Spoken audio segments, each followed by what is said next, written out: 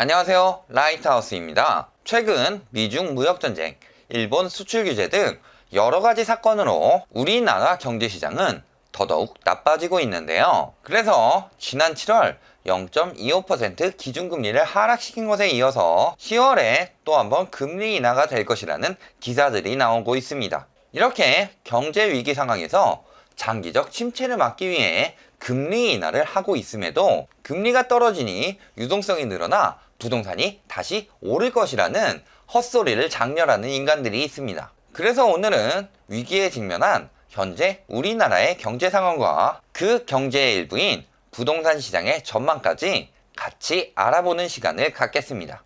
우선 우리나라는 수출 중심 국가이기 때문에 외부 경기 영향을 많이 받는데요. 우리나라 무역수지 1, 2위국인 중국과 미국이 무역 전쟁에 이어 환율 전쟁까지 번지고, 최근에는 우리나라 수출 물품을 만들기 위한 재료들이 많은 일본이 수출 규제를 함으로 인해 생산 면에서도 타격을 입게 되었죠. 어느 정도까지 줄었는지 볼까요? 우리나라의 올해 7월까지 해외 무역 경상수지는 약 215억 불, 전년 동기까지의 경상수지인 380억 불보다 무려 43%나 감소한 금액입니다. 일본 수입 물품이 줄어 일본과의 무역에서는 적자폭이 줄었고, 미국과의 흑자폭은 7% 늘었으나 중국과의 수지가 무려 48%나 줄어들면서 이런 수치가 나오게 되었죠.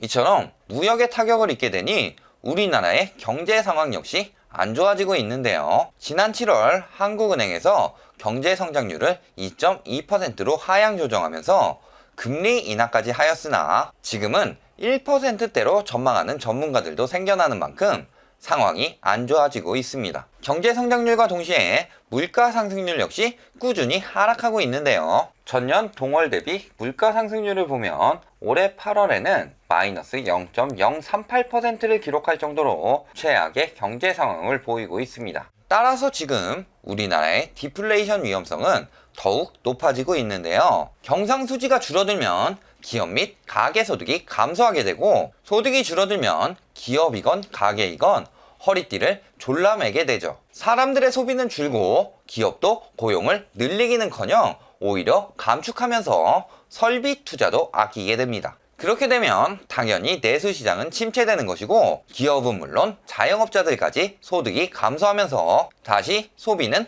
더욱 위축되는 악순환이 이어지는 거죠. 하지만 그간 많은 부동산 완화 정책과 초이노믹스로 인한 대출 완화로 집값이 상승했었고, 이렇게 집값이 오르자 많은 사람들이 눈이 뒤집혀 너도 나도 빚내서 투기했는데요. 2014년 가계대출 중 25.7%에 불과했던 주택 관련 가계부채가 38%까지 늘어났고, 특히 거주주택 외 부동산 대출, 즉 부동산 투기가 6.8%에서 17.2%까지 2.5배로 증가했으니까요. 이렇게 가계부채가 증가하니 정부에서는 재작년 8.2 대책과 작년 9.13 대책을 시행하며 무분별한 대출을 막기 시작했고, 결국 가계대출 증가폭이 감소하게 됩니다. 하지만 8.2 대책 때 똘똘한 채 프레임을 비롯해 9.13 대책 시행 후 작년 말부터 끊임없이 나오는 바닥론으로 매수 심리를 자극했고, 다시 집값 상승세가 나타났다는 거죠.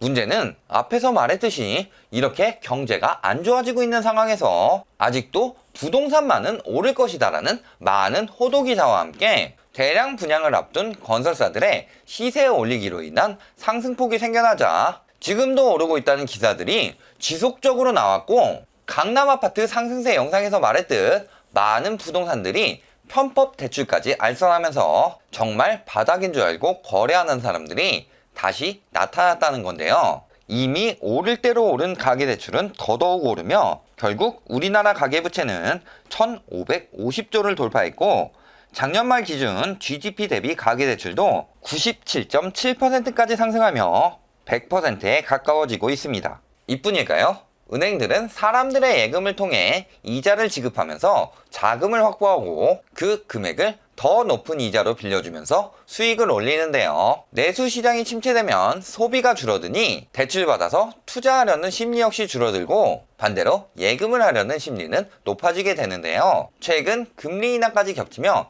이 수익 체계에 문제가 생길 수 있다는 거죠. 그래프를 보시면 예금 잔액의 총액은 매년 꾸준히 늘고 있는 반면 가계대출의 증가세는 둔화되고 있습니다.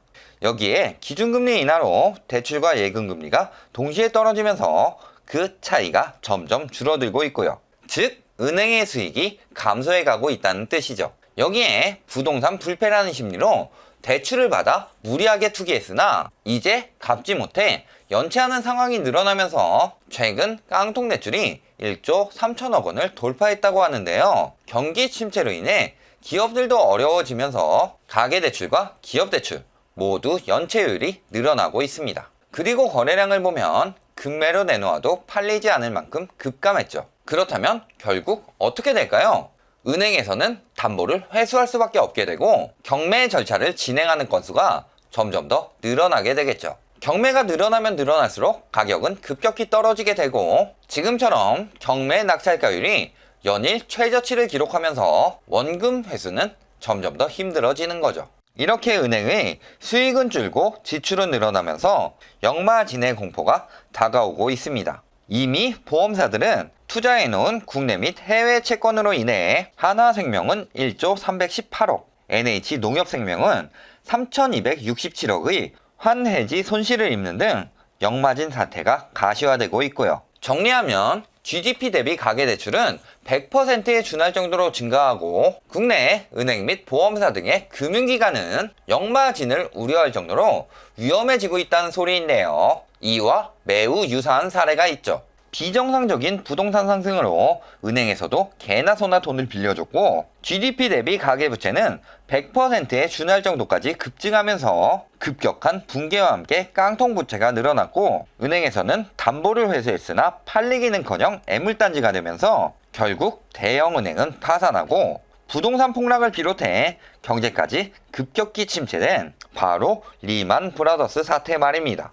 그나마 미국은 세계적인 강대국이고 기축 통화이기 때문에 통화량을 늘리면서 버텼지만 우리나라는 상황이 다르기 때문에 더 강력하고 오래가는 경기 침체가 생겨날 수 있습니다. 실제로 은행의 붕괴가 일어난다면 그렇지 않더라도 연체로 인한 대량의 경매가 꾸준히 쏟아진다면 그때는 바로 부동산의 폭락이 시작되는 거죠. 특별한 상승 요소 없이 정책과 심리만으로 급등했던 만큼 IMF나 서브프라임 때보다 더 큰 폭탄을 품고 있기 때문에 이 폭탄이 터지면 대출받은 금액보다 더 하락한 부동산 가격을 감당하기 힘든 서민들의 대량의 파산이 이어지면서 일본의 잃어버린 20년이나 현재 유럽의 피그스가 겪고 있는 장기 침체와 비슷한 상황이 벌어질 가능성이 매우 농후하다는 뜻입니다. 이런 상황들이 벌어지지 않기 위해 정부에서는 부동산 가격을 연착륙시키려고 하는 거죠. 최근 부동산을 잡기 위한 대형 정책들인 8.2 대책, 9.13 대책, 이번에 적용될 민간택지 분양가 상한제까지 모든 정책 중 9.13 대책의 다주택자 대출 0% 적용을 제외하고는 모두 과거 노무현 정부 때 시행했던 정책들입니다. 한꺼번에 했으면 부동산을 단번에 잡을 수 있었을 텐데 왜 한꺼번에 안 하고 정책을 하나씩 내고 있을까요? 한 번에 시행하면 폭락할 수 있으니 정책을 하나씩 시행해 완만한 하락세를 만들어 대출을 차근차근 갚을 수 있도록 하려는 의도가 숨어 있기 때문입니다. 최근 경기까지 안 좋아지자 금리 인하까지 해가면서 말이죠. 그럼에도 불구하고 지금도 부동산을 사면 오른다고 말하는 사람들은 머리는 장식으로 달고 다니는 건지 모르겠네요. 어떤 놀부심보의 유튜버는 하반기에 아파트가 오른다고 올인했다가 도저히 안 될 것 같으니 이제는 상가주택, 꼬마 빌딩을 사라? 금리 인하했으니 수익형 부동산을 사라? 적당히 좀 합시다. 본인의 이익을 위해 얼마나 많은 사람들을 희생시키려고 하나요? 또 그 와중에 공급 부족이라고 집값 상승을 부추기는 언론들은 과연 언론의 자격은 있는지 모르겠네요. 분양가 상한제 영상에서 말했듯 예전에도 없었던 공급 부족을 들먹이며 많은 국민들에게 피해를 주니 말이죠. 언론은 특정 이익 집단이 아닌 국민을 섬겨야 하며 그것이 민주주의에서 언론의 자유를 보장하는 이유입니다. 그럼에도 대부분의 언론들은 기득권을 가진 건설사나 조합, 투기꾼들에게 빌부터 광고 수익 등의 콩고물이나 받아먹으려고 하는데 언론인지 앞잡이인지 구분이 안 갈 정도인데요. 이런 호도에 넘어가는 사람들이 늘어날수록 하락이 아닌 폭락의 길로 더욱더 다가가게 되면서 국가 경제 역시 점점 더 위험해지게 되겠죠. 결론을 말씀드리겠습니다. 지금 우리나라의 부동산 시장에 정부가 보내고 있는 메시지는 간단합니다. 너무 심하게 쌓인 부동산 버블은 언젠간 터질 것이고 결국 국가 붕괴를 가져오게 되니 정책을 통해 하나씩 규제하면서 가격을 정상적인 수준까지 차츰 연착륙시키며 안정적으로 대출을 갚을 수 있는 충분한 기회를 주겠다는 거죠. 그러니 지금 부동산을 투기하면 결국 가격이 추락하게 되면서 큰 손해를 볼 것이니 하지 말라는 메시지와 함께요. 게다가 예정이 없던 미중 무역전쟁과 일본 수출 규제로 인해 경제 상황은 더욱 심각해지고 경상수지가 낮아지면서 경제 성장률과 물가 상승률이 심각하게 하락하면서 전년 동월 대비 역대 최저의 물가 상승률이었던 IMF 당시인 1999년 0.2%를 올해 8월에 능가하며 처음으로 감소폭을 보이는 사태까지 벌어졌습니다. 즉 역대 최고로 실물 가치가 떨어지고 있다는 소리인데 부동산만 오른다고 하는 인간들은 지 이득을 위해 눈이 뒤집힌 사람들이나 아니면 아예 경제를 모르고 부동산 불패를 외치는 사람들이죠.